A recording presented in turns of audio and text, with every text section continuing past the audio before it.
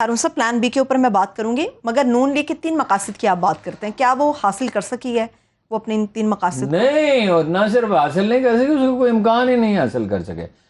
دیکھیں نا، عمران خان کی تو کامیابی ادھوری رہی، نون لیگ مکمل طور پہ ناکام ہو گئی۔ نمبر 1 وہ یہ چاہتے تھے کرپشن کے کیسز ختم کر دے، وہ تو سپریم کورٹ نے ریکارڈ مانگ لیا اور افسروں کے تبادلے سے روک دیا ہے۔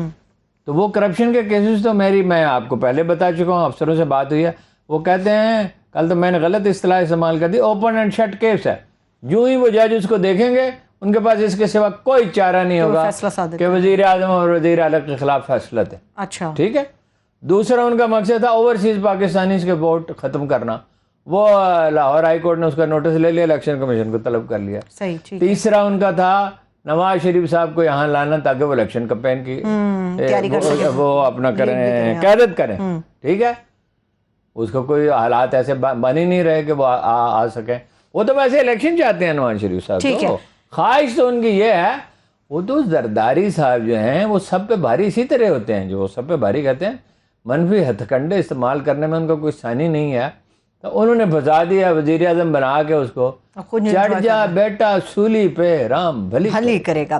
ہارون صاحب، سپریم کورٹ نے 10 بجے کی ڈیڈ لائن دی تھی کہ دونوں طرف سے مذاکرات ہونے چاہیے، کیا عمران خان صاحب کو کسی نے کوئی مشورہ نہیں دیا کہ کتنا لمبا ہو، کیا ہو؟ وہ جو بیچ میں جو لوگ ہیں نا، وہ تو ان کو یہ مشورہ دے رہے ہیں کہ لمبا نہ کریں، اور بات کر کے حکومت سے ہم آپ کو، وہ جو آپ نے ابھی کہا نا وقفے میں، یا صادق صاحب نے کہا کہ ہم نے ان سے بات نہیں کی، انہوں نے کی، یہ بچے جو اسکول کے بچوں جیسی حرکتیں، بھاگ جاؤ میرے گھر سے، میں تم پہ پانی گرا دوں گا، ہاں جی، وہ پڑوسیوں کا بچہ ہے، وہ بچوں جیسی باتیں۔ بھائی بیچ میں لوگ ہیں جو گفتگو کر رہے ہیں، انہوں نے اس کو مینج کیا، ان کی ضرورت ہے۔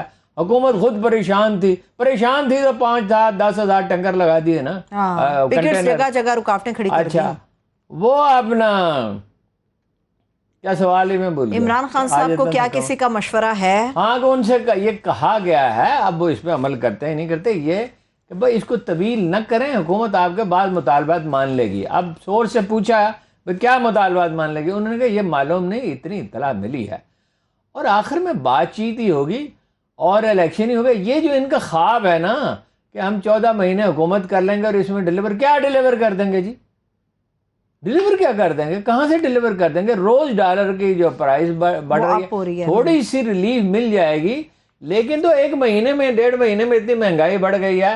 پھر یہ ہے کہ گائے کا دودھ تو ضرور نکال لیں، انہوں نے بعض تو ساری عمر جو پٹواری اور کانسٹیبل کرتا ہے، جو بات اس کو اللہ کے رسول نے کہا ہے کہ کوہ احد اپنی جگہ سے ہٹ سکتا ہے، عادت نہیں بدلا کرتی۔ ٹھیک ہے ہارون صاحب، مجھے یہ بتائیے کہ لانگ مارچ میں اگر عمران خان صاحب اپنا مقصد حاصل نہیں کر پاتے، اسد عمر صاحب نے کہا تھا کہ ہمارے پاس پھر پلان بی ہے، پلان بی ہے کیا ہے؟ نہ کوئی پلان بی ہے، نہ سی ہے۔ پلان بی تو سمپل تھا، جو آپ سمجھ میں آ رہی ہے، ہم نے تو بھروسہ کیا نا جی۔ اس پہ ایک واقعہ سن لیں، لوگ بیچارے صبح سے بور ہو گئے ہیں، تو تھوڑی سی اس پہ کوئی تاریخی حوالوں سے گفتگو ہونی چاہیے۔ جناب عمرو بن العاص کے بارے میں یہ کہا جاتا تھا کہ عرب کے دانا ترین آدمی ہیں، یعنی آپ اندازہ لگائیں، انہوں نے حضرت عمر سے 4000 آدمی مانگے مصر فتح کرنے کے لیے، 4000۔ وہ بھائی عمرو بن العاص صاحب، ٹھیک ہے آپ بڑے انٹیلیجنٹ آدمی ہیں، بہادر بھی بہت ہیں، جنگجو بھی بڑے ہیں، لیکن 4000 آدمیوں سے ملک فتح ہوتے ہیں؟ تو انہوں نے کر لیا۔ اچھا، دلیل انہوں نے کیا بتایا گیا؟ او بھائی وہاں کے لوگ تو ظلم سے تنگ آئے ہوئے تھے، ان کی تو زندگیاں اجیرن تھی۔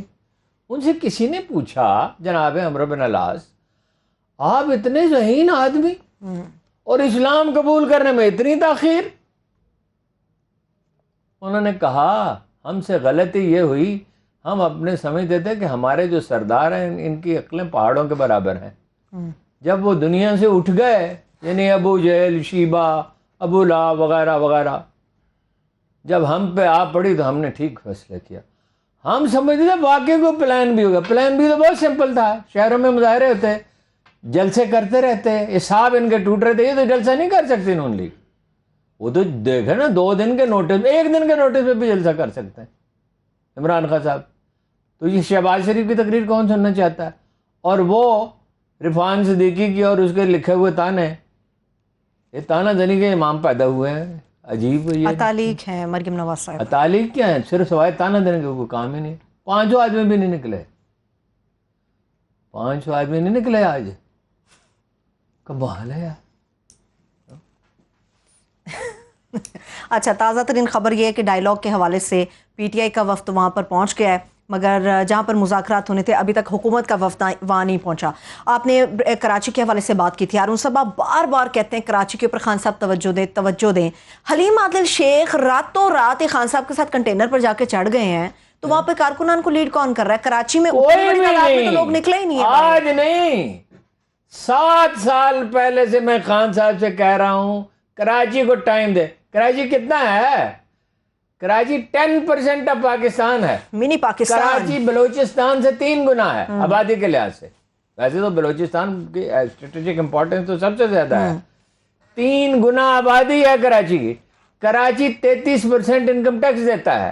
کراچی ہماری برآمدات پنجاب کا سب سے بڑا، پنجاب تو پورا صوبہ ہے 12 کروڑ کا، سب سے زیادہ برآمدات وہاں ہیں. کراچی میں ٹاپ پروفیشنلز ہیں. وہ کراچی کو خان صاحب نے کوئی اہمیت نہیں دی. اچھا پھر وہ جو کہتے ہیں جی میں آسمان سے آدمی اتار کے لاؤں، پھر ایک تنگ آ گیا میں آسمان سے اتار کے لاؤں. میں نے کہا بھائی سادہ سی بات ہے، جو ان میں سے بیسٹ ہے، جس میں سب سے ذمہ داری ہے اس کو لگائیں. صحیح ہے.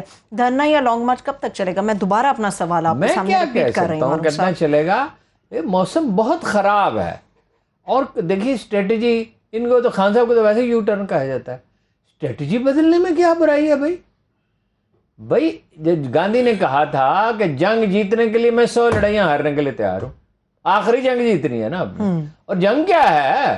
ایک اصولی بات ہے، الیکشن ہونی چاہیے اور الیکشن فیئر ہونی چاہیے. الیکشن کی آپ بات کرتے ہیں، مریم صاحبہ نے آج بھی پریس کانفرنس کی، انہوں نے کل بھی پریس کانفرنس کی، جس میں انہوں نے واضح کیا کہ اگر ہم نے کسی سطح پر یہ سوچا تھا کہ الیکشن کے بارے میں تاریخ دے دی جائے، تمہاری دھمکی اور دھونس کے نتیجے میں ہم اب الیکشن کی تاریخ نہیں دیں گے. مریم نواز صاحبہ یہ فرما رہی ہیں. بات یہ ہے کہ وہ تبصرہ تو بڑا اچھا میرے ذہن میں آیا، مگر وہ خاتون ہیں تو خواتین کا احترام لازم ہے. وہ شیرشاہ سوری ہیں، کوئی نواز شریف کے گھر میں پیدا ہوئی ہیں نا، اور وہ فیصلہ تو ان کے والد صاحب کریں گے، چچا کریں گے، مجلس عملہ کرے گی. وہ تو بیچ میں سے وہ ایک یہاں 2 رپورٹر تھے، ان کے بارے میں کہا جاتا تھا کہ اگر تصویر میں صدر کے یا وزیر اعظم کے ساتھ وہ تصویر بنواتے تھے تو وہ بالکل ٹانگوں میں سے سر نکالنا پڑے تو پھر بھی وہ تصویر بنوائیں گے. ہاں جی، جو بغل کا کوئی دفعہ ہوتا تھا بغل میں سے ایسے گھس جاتا تھا، سر کو ایسے نظر آ رہا ہے، شکل نظر آ رہی ہے. اچھا بات یہ ہے فیصلے وقت کرتا ہے، سچویشن فیصلے کرتی ہے. ٹھیک ہے. ہٹلر کے پاس کب جنگ ہوئی تھی؟ سیکنڈ ورلڈ وار 1939 میں غالباً. 4000 جہاز تھے، 4000 فائٹر طیارے، جو آج بھی کسی ملک کے پاس، کم ملکوں کے پاس ہوں گے. پھر کیا ہوا تھا؟ نپولین نے سارا یورپ رون ڈالا تھا. اور یہ کہا جاتا ہے کہ تاریخ میں جناب خالد بن ولید کے سوا کوئی اتنا بڑا جنرل کبھی پیدا نہیں ہوا. پھر کیا ہوا تھا؟ پھر روس میں چلا گیا اور اسے برف نے مار ڈالا. وقت فیصلے کرتا ہے اور اللہ فیصلے کرتا ہے.